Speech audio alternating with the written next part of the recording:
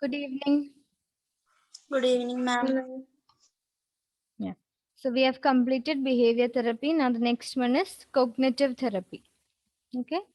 Psychodynamic is over, behavior is over. Now next is cognitive therapy. So before we begin, for the next class, please study and come the next portion. That is, I think, conduct disorder and all. Isn't it? Disruptive impulse control and conduct disorder. That section. Just that small portion. Or shall we add feeding disorders also? Feeding and eating disorders. Hmm? Those two. So disruptive impulse control and conduct disorders plus feeding and eating disorders for the next day. Whenever we have the class, just it will take hardly 30 minutes or so. Okay, study that and come. All right. So back to cognitive therapy. I hope behavior therapy is clear. You have to remember that learning principles are applied. They are the theoretical background behind this behavior therapy or the behavior techniques. Okay. So obviously, cognitive therapy will be based on cognitive techniques, cognitive psychology. We learned that as a school of psychology, right? So we'll start. Okay. Cognitive therapy. Now, in this, we'll be learning about two sections. One is Rational Emotive Therapy by Albert Ellis. Note the names Rational Emotive Therapy. We also call it RET, Rational Emotive Therapy by Albert Ellis. And also, one important cognitive therapy itself based on Aaron Beck's theory. We have Aaron Beck's theory.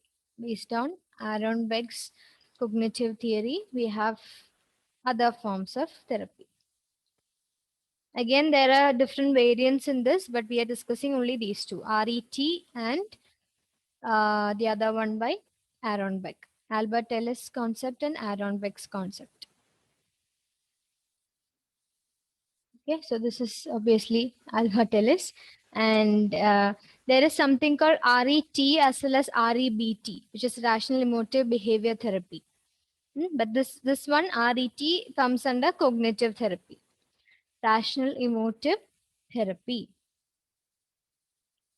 Now we learned about ABC in behavior therapy. Remember ABC? What were they? Elvina? Antecedents, behavior, and consequences. Aishwarya, was that your answer? Antecedent, behavior, consequences. But here also we have ABC, but they are antecedents, beliefs, and then consequences. It can be considered as adversity or antecedents. We can learn in the sense antecedents. That's enough. That's given in your, that term is used in your text. So learn it as antecedents itself. Antecedents. It's not behavior here because this is cognitive therapy, not behavior therapy. Remember, don't confuse it. In cognitive therapy, in RET, it is beliefs. B for beliefs. Then we have consequences. C for consequences.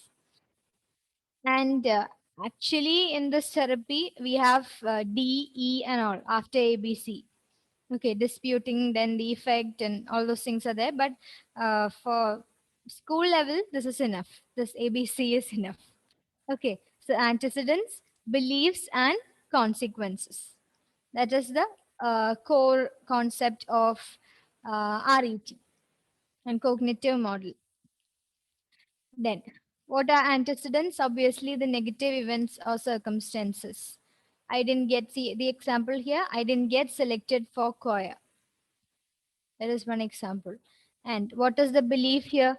I have a terrible voice. I'm never going to be any good at singing. That is my belief. If I'm not selected at, or I'm not selected for a competition, a singing competition, or maybe selected to be a member of the school choir or the college choir and all, I believe that it's because of my fault. It's my fault. I don't have a good voice or I'm not good at singing. So that is my belief. And because of that, what will happen? What will be the after effect? What will be the consequence? I feel sad. and I give up on practicing singing. We are talking about the problematic behaviors or problematic thoughts, which we have to, then only we think of therapy, isn't it? If we don't have any problem, if we don't care about what is happening, if I'm not selected in the choir, no problem. If I'm thinking like that, then I don't have an issue, right? So I don't have to go for a therapy. But this is problematic. Okay, this will cause problems. Like, what is this person likely to have in the near future? depression, Yeah, sometimes depression, because sad, low mood, all those might lead to depression. So again, antecedents means the negative events or the circumstances. They are the causes basically, and that leads to certain beliefs or that confirms certain beliefs in the person itself. Finally, it leads to certain feelings or behaviors, maybe faulty emotions. 40 emotions, in the sense they feel sad all the time, they feel like crying all the time, and they give up, they feel hopeless. All those things might happen as a consequence. Okay, that is the basis of RET, rational emotive therapy. Now, what happens is, in most of the RET techniques, we use something known as non directive questioning. Non directive questioning means we do not focus directly on a particular or specific topic. Other than that, we'll ask general questions. Suppose if a person is not engaging in activities that they earlier enjoyed, for example, this person, they like to go for music concerts, they like to go for musical competitions, they attended reality shows and all based on music. Hmm? But after this incident, because of these beliefs, because of these antecedents, and because of these consequences, that is, because of this ABC, this person has give up on all that. This person is not finding those activities pleasurable anymore. So we don't just ask specifically based on choir. What we ask is, I mean, as therapists, we non-directly question them. That is, can you describe why you are not attending or why you are not taking part in these activities?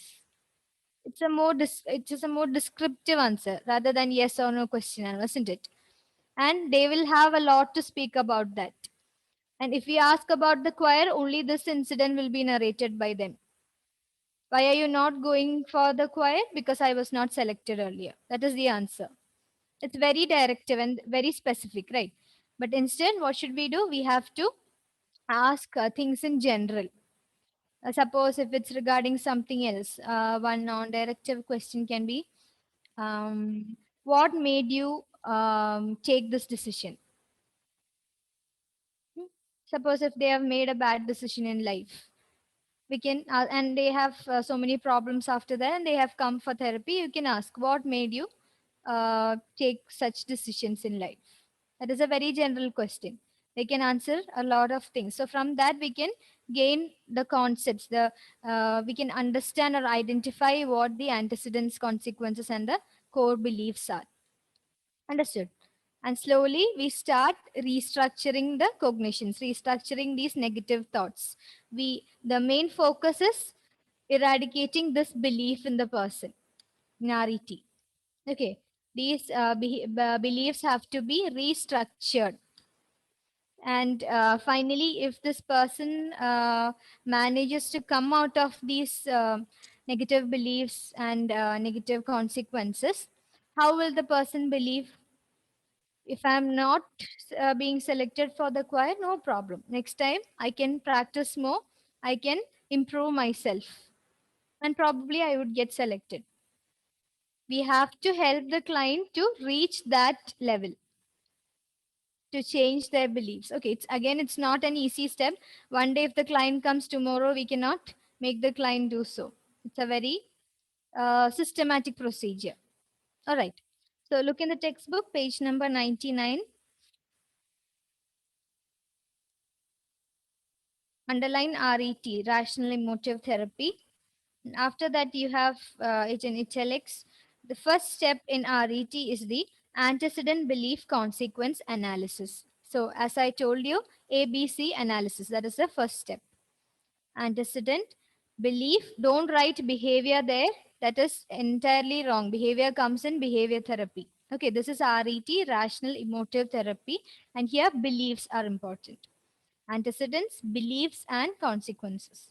So, first you have to analyze what are the antecedents, then the beliefs, then the consequences. Then, antecedent events which cause the psychological distress are noted. The client is also interviewed to find the irrational beliefs which are distorting the present reality. Distorting means, what do you mean by distortion?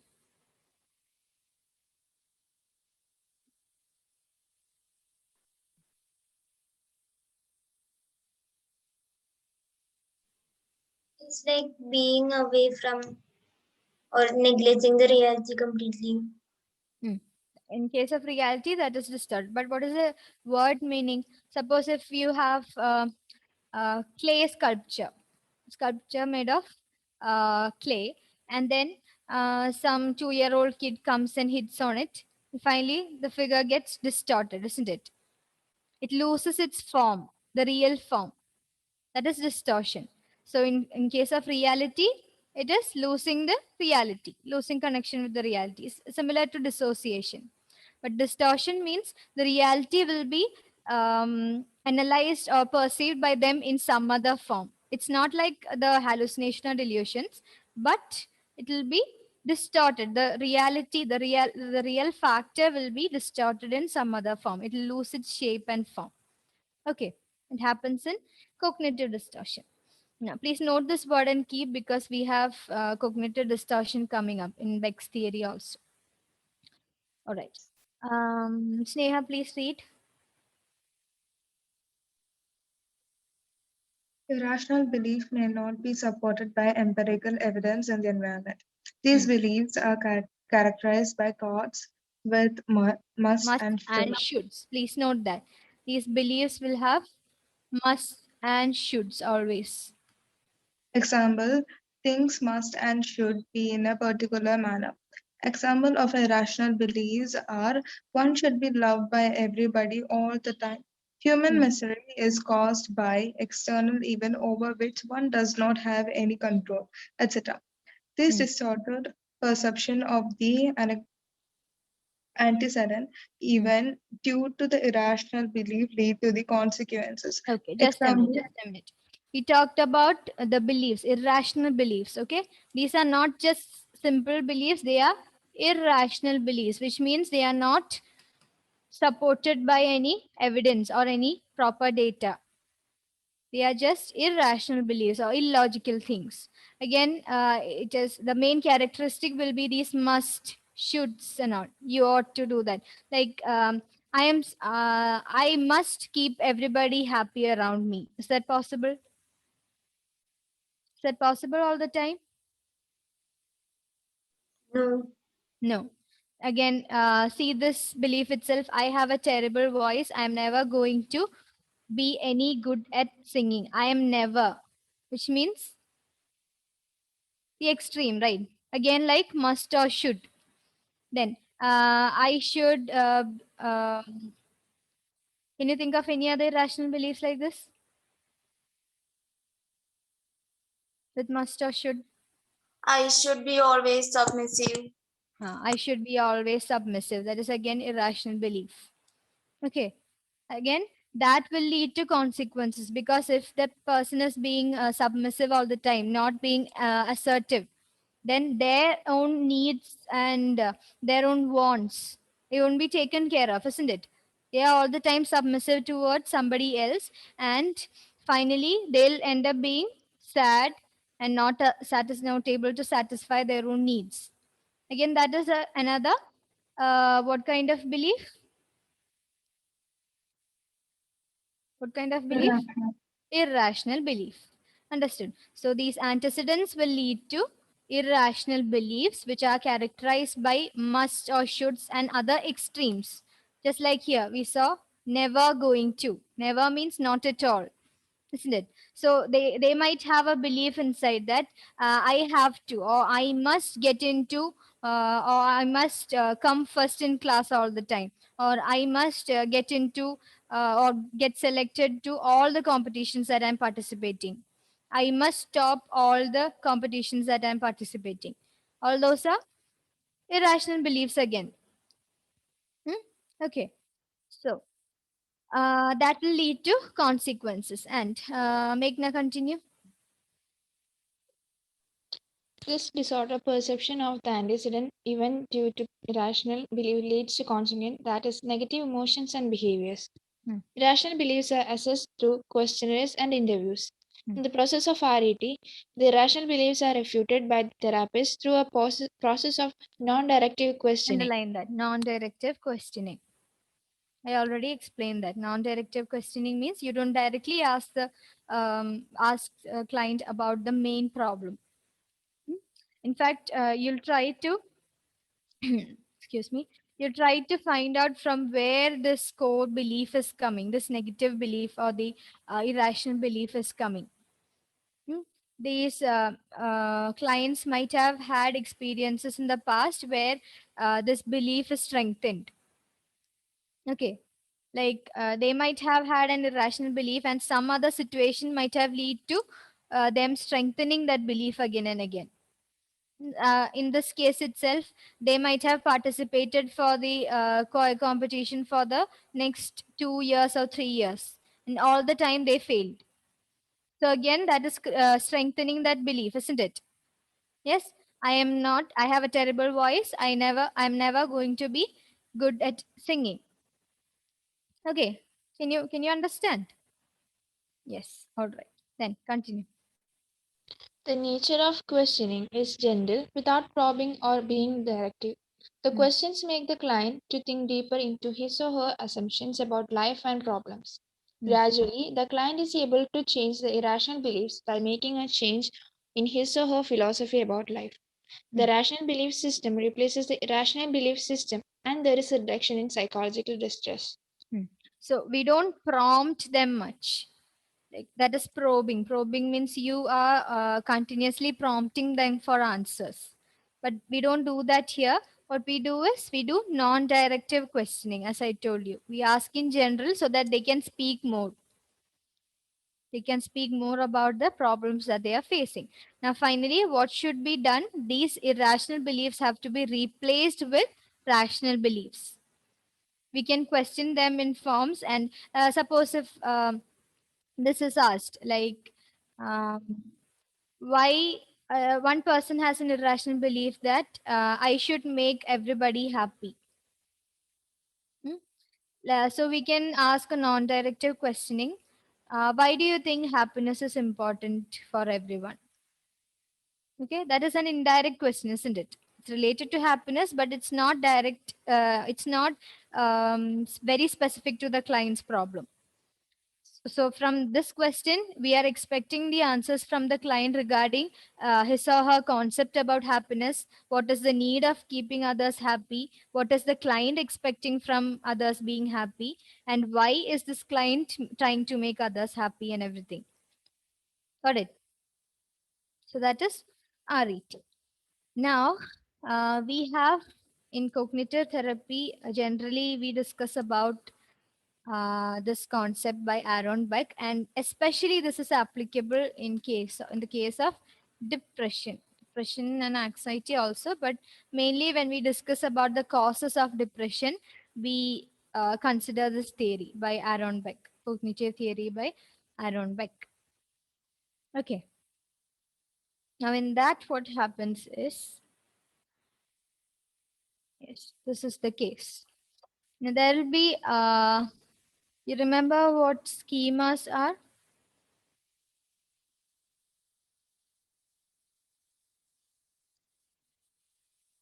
Anyone? Schemas.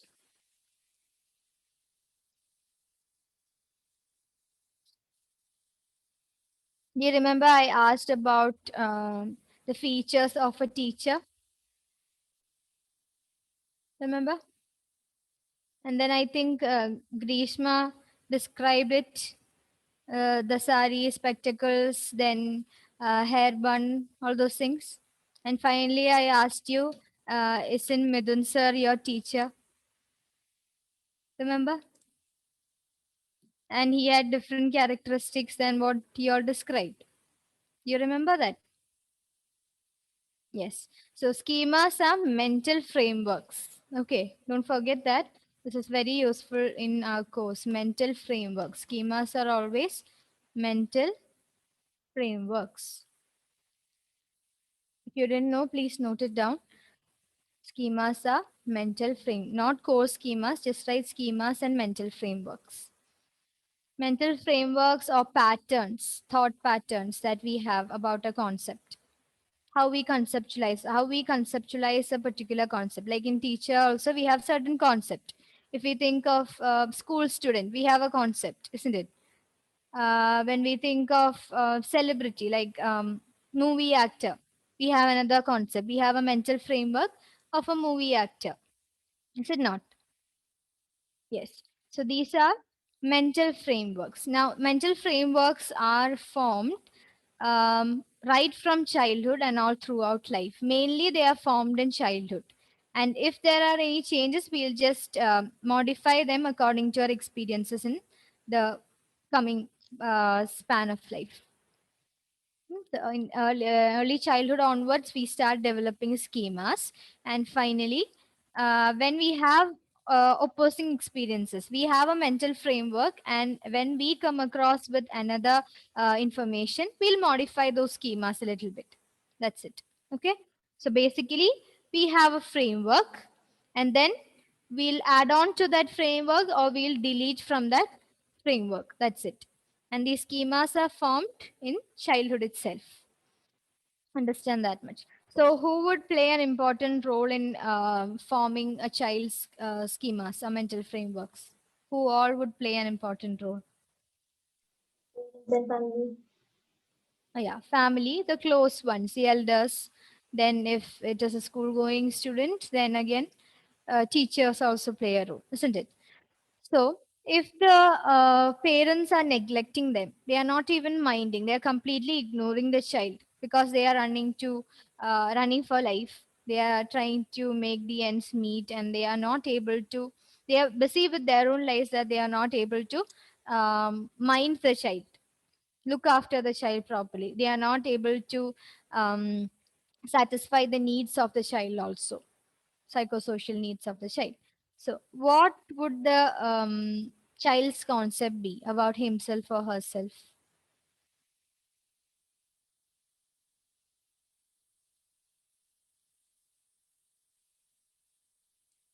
The child is facing rejection all the time. So, what will be the child's concept?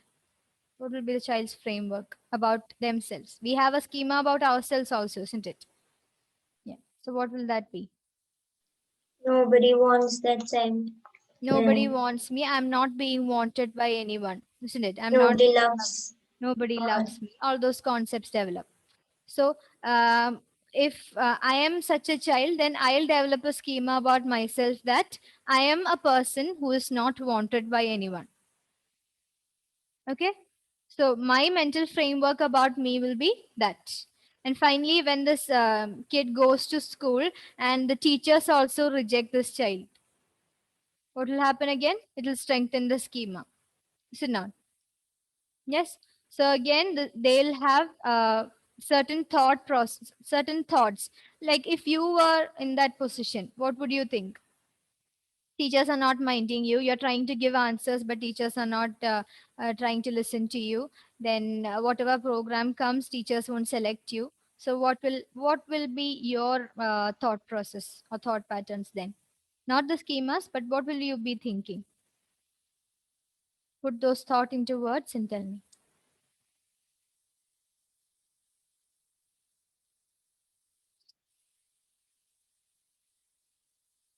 Child might believe that it is due to his or her problems, And and he or she believes that he is not at all good at anything. then The child always underestimates his or her abilities. So inferiority complexes might develop, isn't it? Then, finally, what would be the consequence of this? Low self-esteem, Low self-esteem. Low self-esteem can lead to which all disorders? Just name a few.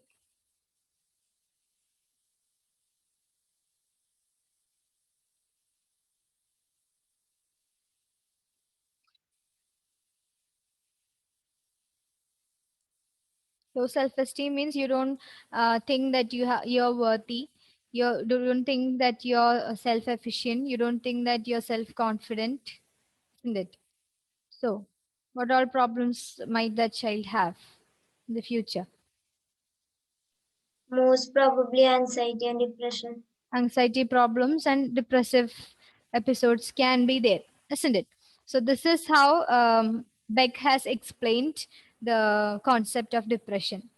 The core schemas are there, and certain incidents or situation arises which leads to negative automatic thoughts.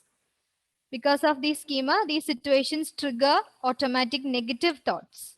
We call it negative automatic thoughts. So these are triggered, and then finally it leads to several other symptoms. Depression has not only psychological symptoms but also physical ones like fatigue, sleeplessness, loss of appetite, increased appetite. We discussed that day. Remember? Yeah. So that is the thing given here in this picture. See, situation comes and that leads to automatic thoughts and images, which are mostly negative in nature.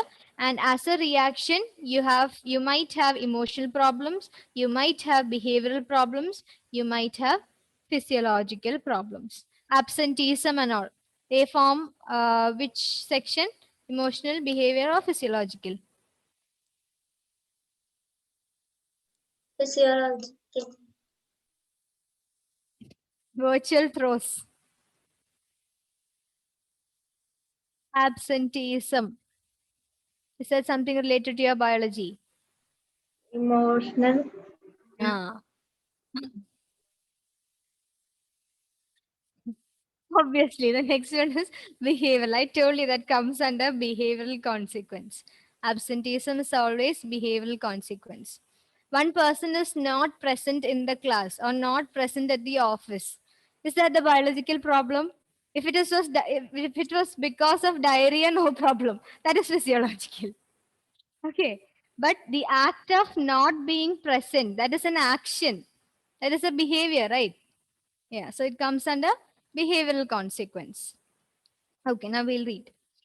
Elvina. Another cognitive therapy is that of Aaron Beck. His theory of psychological distress characterized by anxiety or depression states that childhood experiences provided by the family and society develops core schemas or systems which include beliefs and action patterns in the individual. Thus, Underline that. Underline that. Which include beliefs and action patterns in the individual. Then. Thus, a client who was neglected by the parents as a child develops the core schema of I am not wanted. During the course of life, a critical incident occurs in her or his life. She or he is publicly ridiculed by the teacher in school. This critical incident triggers the core schema of I am not wanted, leading to the development of negative automatic thoughts. Underline that. Negative automatic thoughts. Negative thoughts are persistent, irrational thoughts such as nobody loves me, I am ugly, I am stupid, I will not succeed, etc. Such negative automatic thoughts are characterized by cognitive distortions. Distortions. Cognitive distortions are ways of thinking which are general in nature but which distort the reality in a negative manner. These patterns of thought are called dysfunctional cognitive structures. They lead to errors of cognition about the social reality. Okay, enough. Thank you. Now, cognitive distortions. Underline that sentence. Cognitive distortions. That is a definition. Cognitive distortions are ways of thinking which are general in nature but which distort the reality in a negative manner. So are cognitive distortions good?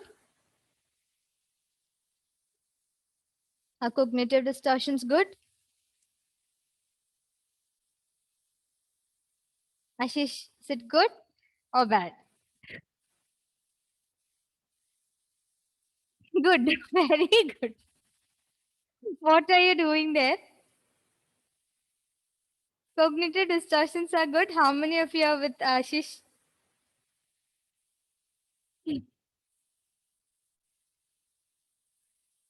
Now bad. Okay. Cognitive distortions are bad. Cognitive distortion means it is distorted. The thought patterns and the pattern or the beliefs that we have, the reality factor is distorted there. So obviously that won't be good. Okay, that will lead to some or the other problems. It will lead to negative beliefs, then negative automatic thoughts. The thought pattern itself becomes negative. Whatever we think of, it leads to the negative thoughts. Okay. Then, dysfunctional cognitive structures. These patterns create a dysfunctional cognitive structure. We have a cognitive structure, right? The thought patterns that we have. Not the physical structure, but psychological structure. The cognitive structure is there. But it will become dysfunctional, which means it won't be helping us in any adaptive function because it is distorted in nature. Okay, dysfunctional cognitive structure. So you have so many things connected. I'll just share the slide once more. We have schemas here. Okay, the child or the individual has already formed schemas, and one situation triggers these schemas.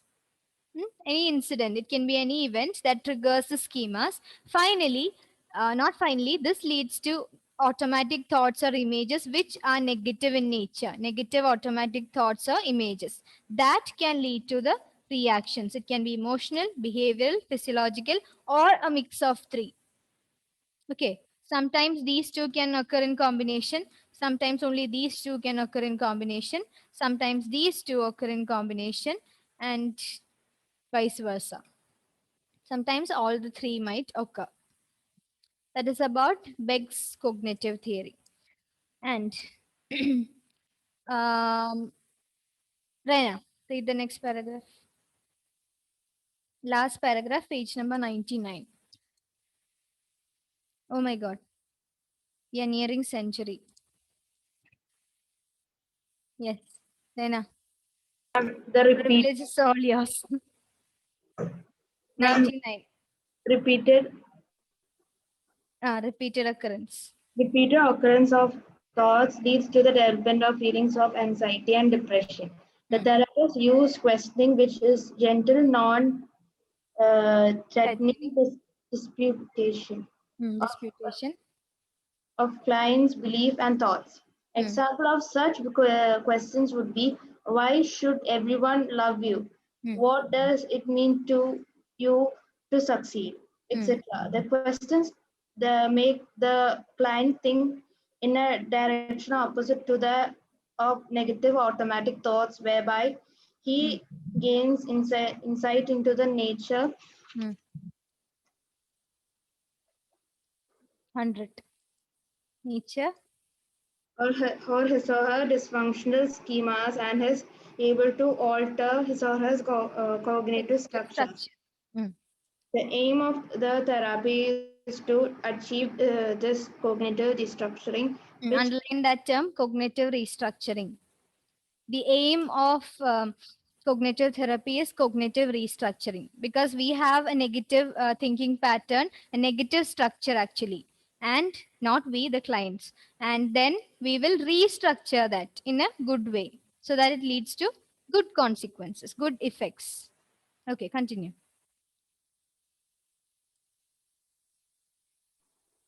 which turn into reduces anxiety and depression.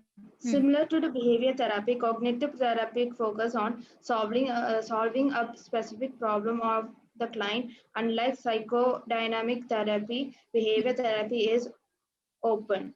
That Behavior is, therapy is open. the therapist shares his or her method to the client with the client is short, lasting between 10 to 10 20 to sessions. 20 sessions. And behavior therapy and cognitive therapy. Okay, you can add cognitive therapy there. They are open methods. In psychodynamic, everything is secretive, isn't it? They are trying to pull out the things from the unconscious mind. So most of the things that the therapist does is secretive in nature. Because if they tell them openly that I'm trying to pull out something from your unconscious mind, please concentrate. Will that be effective? No. So here we can actually set the goals. We can actually tell them that we are doing this, we are going to do this, this is your problem, we have to work on this. So there is an agreement between the client and the therapist. Okay. And it lasts between 10 to 20 sessions. Now, we have a small portion based on cognitive behavior therapy, which is CBT, the most common one, CBT. That is whenever during our exams or during our viva also, if the external examiner comes and asks, which is the therapy given for this disorder, everybody says CBT. Because CBT is a mix of cognitive therapy and behavior therapy. It has an approach of, we have learned biopsychosocial model, isn't it? It considers biological factors, social factors, psychological factors, everything together. So obviously that will be applicable to any form of disorder. This form of therapy is applicable to most of the disorders. So the external examiner would sit and laugh because they are expecting that everybody knows this term alone. And nobody even thinks of RET and all.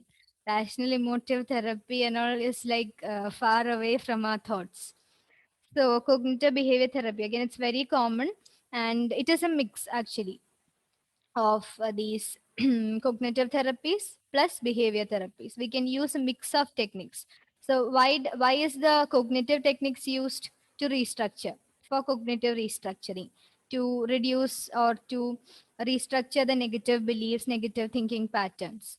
Now, along with that, we have to the mind and the body. It's related, right? So relaxation techniques and all are taught to relax our body, to deal with the physiological part of the negative beliefs and thoughts. And again, because of that, we are acting in some other way. We are behaving in abnormal ways. So to correct that, for behavior modification, we use behavior techniques. That is CBT basically. It follows biopsychosocial model. Just remember that. And who will read? Aishwarya, read. The most popular therapy presently is the cognitive behavior therapy, CBT. Research into the outcome and effectiveness of psychotherapy has conclusively established CBT to be a short and efficacious treatment for a wide range of psychological disorders such as anxiety, depression, panic attacks, and borderline personality, etc. You can underline those CBT examples. CBT adopts a biopsychosocial approach to the delineation of psychopathology. It combines cognitive therapy and behavioral techniques. The rationale is that the client's distress has its origins in the biological, psychological, and social realms. Hence, Biological, psychological, and social. Okay, underline those. Then. Hence, addressing the biological aspects through relaxation procedures, the Underline those. psychological ones through behavior therapy and cognitive therapy techniques, and the social ones with environmental manipulations, makes CBT a comprehensive technique which is easy to use, applicable to a variety of disorders, and has proven efficacy. Okay. Understood, right? I laughed because I think Sneha's brother, he came with a balloon or something. What is special there, Sneha? What is special there? Anybody's birthday? Yes, ma'am, his birthday. His birthday. Okay, wish him hi. He's Convey called our Shai. birthday wishes. Shai. Thank you. You're welcome. Okay, so that is about cognitive behavior therapy. Very easy. You just have to remember it follows a biopsychosocial approach. And what are the things used to face these approaches? That is relaxation procedures, cognitive techniques, behavior techniques. That's it. Finished. Okay, start preparing for the seminar of this chapter. Okay. Next class, we'll start humanistic existential. Are these therapies making any sense? Yes, at least starting to make any sense? Yes, okay. When you get free time, go through YouTube videos regarding these therapies. Okay, once we finish, if we have time, we'll see the videos. Okay, then thank you. Wind up.